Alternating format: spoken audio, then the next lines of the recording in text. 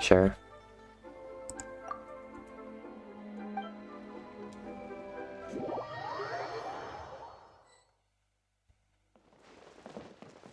Zhongli.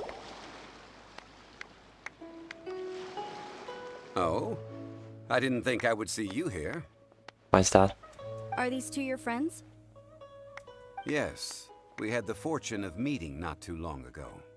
They are quite a knowledgeable and talented pair, and a pleasure to be around. Traveler, we were just discussing the history of Rex Lapis. Would you like to This, good sir, seems not to appreciate the almighty power of the Lord of Geo. As a professional archaeologist, I'm inclined to correct some of his erroneous views. We are discussing the whereabouts of the first Mora. Okay, and? The first Mora? As everyone knows, the Lord of Geo taught the ancient people of Liyue the craft of smelting, creating goods that allowed them to develop trade with the early nations of that time. And? Today, Liyue holds the sole right to cast Mora in the entire continent of Tivat. The world's very first Mora should have been cast by the hands of the Lord of Geo himself thousands of years ago. According to my research, as well as my own hypothesis, I believe that this coin of unique historical significance has been passed down secretly through the years as a kind of token. For example, perhaps the Qixing who control the Liyue use it in some kind of unknown ceremony they hold when they come to power. No. My research indicates that the first Mora coin is not such a simple thing. What is it?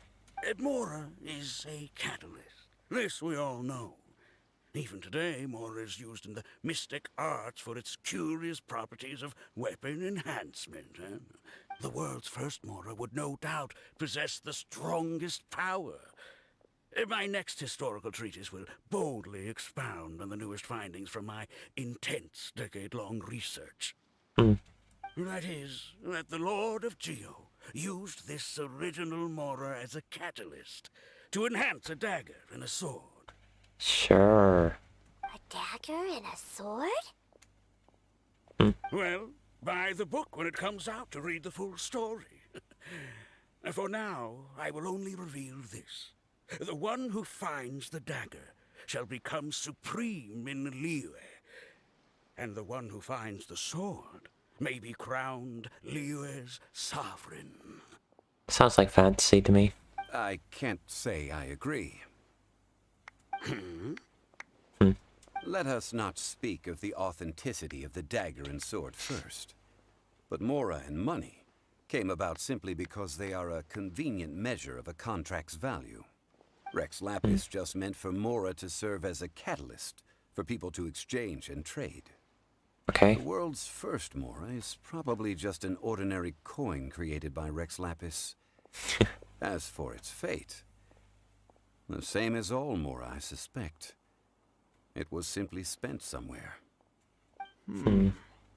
I think that Mr. Hanshua's hypothesis seems reasonable. Mr. Zhongli's argument, on the other hand, lacks any evidence. How can you so easily dismiss the Lord of Geo's profound foresight? No, I am not debating right or wrong. I am simply stating a fact. Enough. Do you think you understand the Lord of Geo more than me? Probably. I know but little about history, and I wouldn't dare to brag. But discussion is meaningless if everyone has the same opinion, no? Well then, answer me this. Long ago, when Liyue Harbor was being constructed, the Lord of Geo taught the people how to build houses. The model home he used to teach them was completely cast from Mora, correct? That is correct, indeed. Okay, then tell me. Why would the Lord of Geo do something so extravagant, if not because of the mystical power that Mora contains? There's a simple explanation, really. To the god of wealth and commerce, what material is easier to get than Mora? Oh. I mean, I am talking about Rex Lapis. Excuse me, sir. I have some questions about archaeology. Can we find somewhere quiet to chat? I mean, if it's okay with you. Oh, it's no problem at all. But may my friend accompany us? Perhaps they could be of some help. Of course. They can come if that's what pleases you, sir. Let's go. What I'm about to say is a bit disrespectful of the Lord of Geo and would draw a lot of angry looks. So it's best to discuss this somewhere quiet. Okay. Your argument just now exhibited acuteness of speech and thought. Most importantly, you don't fall for the boasting and acting of the others. You remain objective. So I have a question for you. Perhaps you will answer differently from other scholars. Do you think that all the gods that the Geo Archon killed were evil? Let's not analyze it in terms of good versus evil. Rex Lapis placed great importance on the integrity of contracts. So any gods he killed certainly must have broken some kind of contract. Right! The Lord of Geo wouldn't kill the innocent. But when I was doing some research, I learned about the legend of the god of salt. Okay, and who's that? The god of salt, Havria, was a very kind god, but she encountered Morax one day in battle. Morax used a rather underhanded trick to assassinate her. What? No way! This bit of history is a long story. But you may not like the truth when you hear it. Don't worry, please tell me what you know. This event, I've already searched for answers for a long time. Quite so. I don't know where to begin. Over here, Mr. Zhongli. I've been looking for you. So you're over here all this time. Put down your weapon and stay back. Otherwise, Paimon's reporting you to the Millilith. First of all, I'm not holding a weapon. There's no need to overreact now. I'm simply an archaeological researcher from Snezhnaya. I'm not here for trouble. The Fatui say that every time. But this time, I registered with the Liyue Ministry of Civil Affairs. I could show you the official documentation if you want to see it. I will be conducting an archaeological survey here, the results of which will all be shared with the ministry. I heard that Wangsheng Funeral Parlor had a consultant named Zhongli with immense knowledge of ancient history and archaeology. So I paid Wangsheng Funeral Parlor a handsome amount to hire Zhongli as my own consultant while I'm in town. Okay. So you mean to say that this is work for the Wangsheng Funeral Parlor, yes? Caution. Well, since it's work, I don't have a choice. A consultant of the Wangsheng Funeral Parlor must respect their duty. Of course you would be such a reasonable man. Well then, let's head out now, shall we? Wait, if you are studying archaeology, can I go too? I am also a scholar in this field, so I can help. That will give us a chance to continue the topic we were just discussing. Oh, and you should tag along too. This experience may be of help to you on your future adventures. Fine. It is a story from before the rise of the Seven. Although the god of salt has already perished, it will still be a meaningful experience for your journey. Wait. This is an archaeological expedition, not a tour group. That's too many people. But this friend of mine has a treasure-finding talent, surpassed by no one. It will surely be of great help to us.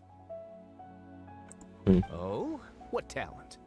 If my friend espies a treasure chest, they will absolutely find a way to open it. Hey, Paimon's good at that too. Well, that is quite enticing. All right then. Well, let's go. There's no time to waste. When the Overlord of the Vortex was crushed by the Jade Chamber recently, perhaps something of interest was washed ashore. An ancient artifact would be good. Traces of ancient activity would be great. But a piece of the god's limb would be even better. Who knows what surprises we may find.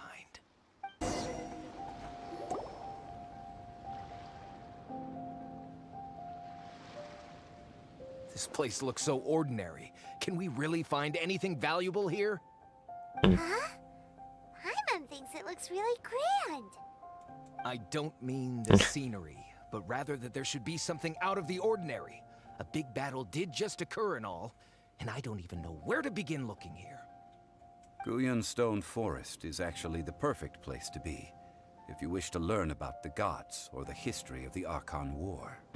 Legend has it that Rex Lapis threw spears made of large rock into the sea here, piercing and crushing the overlord of the vortex. After many years of wind erosion, those stone spears have turned into the unique rock formations we see now. These mountains were the Lord of Geo's weapons? Already heard this. What we see now is just the part of them that remains.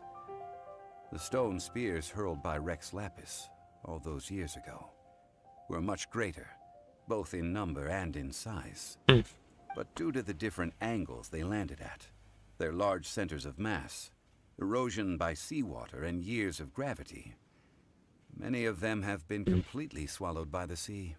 So besides wind erosion, the initial collapsing of the stone spears also played a big part in the formation of Guyan Stone Forest. Okay. Well, a god able to fight one so powerful as Rex Lapis was certainly very strong in its own right. Indeed. This is where the value lies in research at Guyan Stone Forest. Most of the objects from that time were lost to the sea. But the gigantic waves created by the overlord of the vortex have given those sunken objects a chance to see the light of day again. Okay.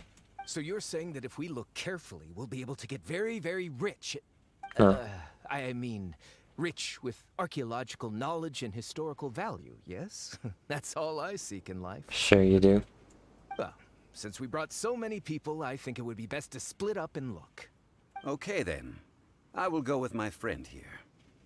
Although I have a smattering of knowledge in various disciplines, when it comes to archaeology, I can't compete with the expert here.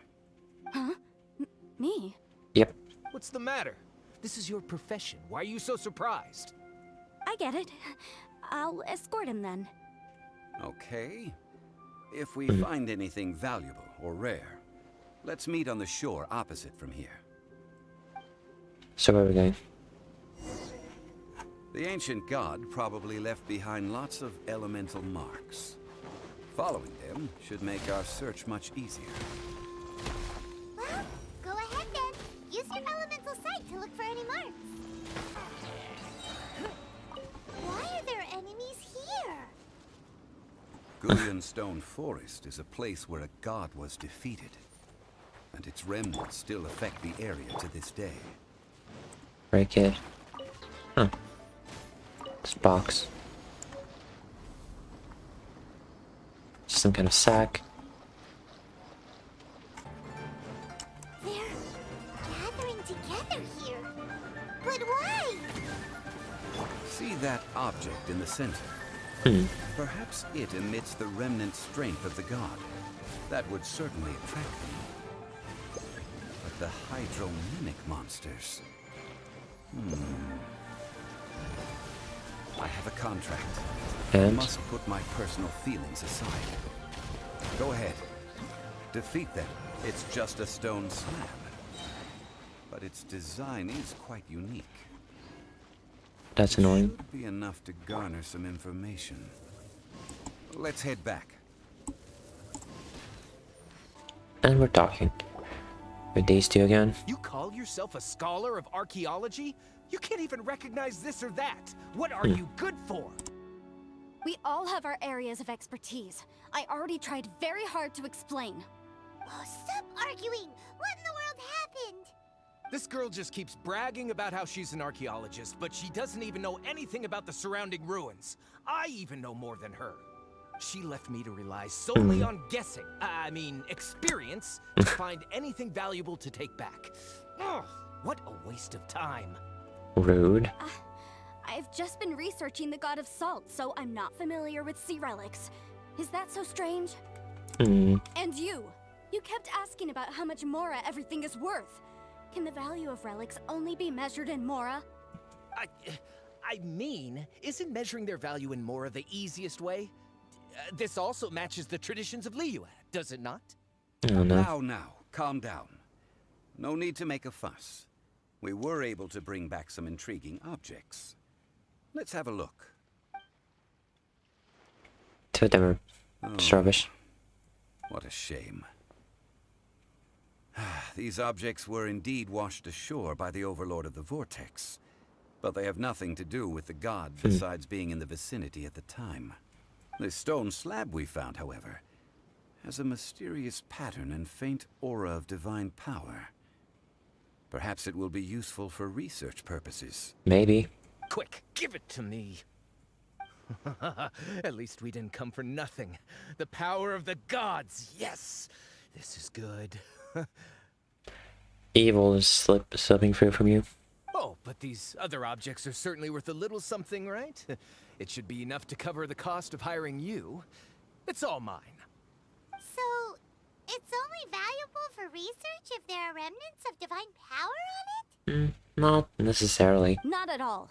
My quest to uncover the history of the God of Salt is because history can tell us about culture and beliefs. But you're just trying to use archaeology to get rich. Nonsense! I'm a professional archaeology researcher from Snezhnaya. I swear. If I'm lying, may the Lord of Geo strike me down. Oh, by the way, you probably don't want to sell that teacup. Oh? Why's that? That's not an ancient teacup. It's part of Ningguang's collection. It must have fallen here along with the Jade Chamber. So unless you want to mess with the Qixing... Ah, I see. What a shame. It was of such high quality, too. See? You do want to sell these objects! But, so what? Why can't I pursue wealth both intellectual and material? Don't be so simple-minded. He's just a mess. All right, then. No need to stay here any longer. I'm rather quite intrigued by the God of Salt, too, actually. Let's go to Saltarai next. Ugh! You're simply a money grubber! And what are you, then? All you think about is digging up valuable relics every day. They're still arguing? Ugh. Let's not bother them. Ignore him.